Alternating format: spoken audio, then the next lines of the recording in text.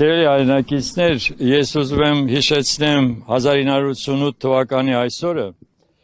երբ ամբողջ Հայաստանը եւ հայ ազգը ցնցվեց այն իրադարձություններից, որը կատարվեց Սումգայիթում։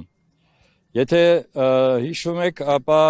հայ ժողովրդի մեր այդ հատվածը, Լեռնային Ղարաբաղի ժողովուրդը, ինքնորոշման իրավունքի շնորհիվ խաղաղ ճանապարհով ուզում էր դուրս գալ Ադրբեջանի կազմից եւ մենք ստացանք Սումգայիթ։ Ինչ արեց հայ ժողովուրդը։ Ես այստեղ ուզում եմ հատուկ շեշտեմ։ Հայ ժողովուրդը խաղաղ ձևով ուզեց նորից հիշեցնել, որ չի կարելի վայրագություն անել։ Ում էինք մենք ասում, դա այդ վայրագ ժողովրդին էինք բացատրում, որ այդպես չի կարելի վարվել, եւ եթե հիշում եք, ապա մարտի 8-ին Սիլվա Կապուտիկյանի գլխավորությամբ մեր կանայք խաղաղ երթով եկան Ծիծեռնակաբերդ, որպեսզի եւ մեր զոհերի հիշատակը հարգեն եւ նաեւ ցույց տան, որ հայ ժողովուրդը վայրագության ենթակա չի եւ ինքը չի կարող այդպես պատասխանել։ Ես ցավում եմ դրա համար, որովհետեւ մենք պետք է հասկանայինք, որ մենք գործ ունենք ոչ թե բարեկամի, այլ թշնամու հետ, մինչեւ այսօր իրականացնող ցեղասպանությունը։ Նույնը կատարվեց արդեն հետո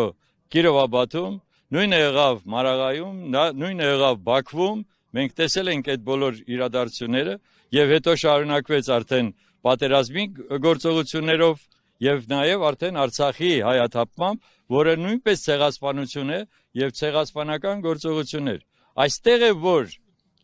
Հայաստանի Հանրապետության ղեկավար կոչվածները պարտավոր էին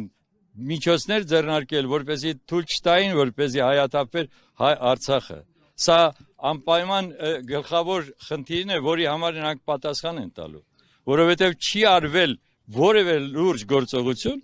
չի կատարվել որևէ մի պաշտպանական գործողություն, որպեսզի ապահովեն անվտանգությունը մեր ազգի այն հատվածի, որը հերոսաբար կարողացավ պայքարել եւ դուրս գալ Ադրբեջանի կազմից օրինական ճանապարհով։ Բոլոր իրավական մեր ուրեմն փաստարկները մենք ներկայացրել ենք։ Պատահական չի, որ այստեղ են նաեւ ի պաշտպանություն Լեռնային Ղարաբաղի Հանրապետության կազմկոմիտեի անդամները, որովհետև մենք 96 թվականին առաջարկեցինք Լևոն Տեր-Պետրոսյանին կազմակերպել համահայկական հավաք, կոնգրես, որտեղ հստակ ներկայացվեր հայ ժողովրդի դիրքորոշումը Արցախի վերաբերյալ, դոկտրինը, որի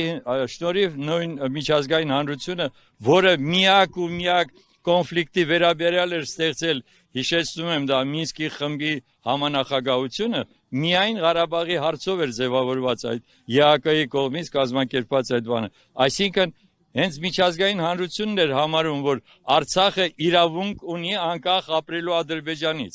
Սա շատ կարևորագույն փաստ է։ Եվ միջազգային հանրությունն էր, որ գտնում էր, որ անպայման պետք է գտնել այն որոշումը, այն լուծումը, որով Արցախը կարող է լինել անկախ։ Եվ եթե Հայաստանի իշխանությունները ճանաչեին Լեռնային Ղարաբաղի Հանրապետության անկախությունը Ադրբեջանից, շեշտում եմ, այդ պարագայում արդեն նոր կլիներ Արցախի ժողովրդի որոշումը միավորվելու օրինական ճանապարհով միավորվելու Հայաստանի հետ։ Այստեղ շատ լուրջ խնդիրներ են կուտակված, եւ ես համոզված ասում եմ, այս ամենը չի մոռացվելու, այս ամենը անպայման մենք նորից շարունակելու ենք Արցախյան շարժումը։ Արցախյան շարժումը չի կարող մեռնել, կորչել, քանի դեռ մեր այդ ազգի մեր այդ հերոսները չեն կարողանում վերադառնալ իրենց հայրենիք։ Մենք սա պետք է անպայման այս պահին վերադարձի խնդիրը նորից դարձնենք ամենաարժական եւ միջազգային հանրությանը ներկայացնենք։ Ես համոզված եմ, որ մեր Արցախի ժողովուրդը նույնպես այս ամբողջ միասնությունը ցուցաբերելու է եւ հայ ժողովուրդը նորից 88 թվականի այդ շարժման ժամանակ այն միասնությունը, որը կար մեզ մոտ, նույնը պետք է իրականացվի առաջիկայում։ Ես դրանում ուղղակի համոզված եմ եւ ուզում եմ, որպեսզի մենք բոլորս նույնպես լծվենք այդ գաղափարով։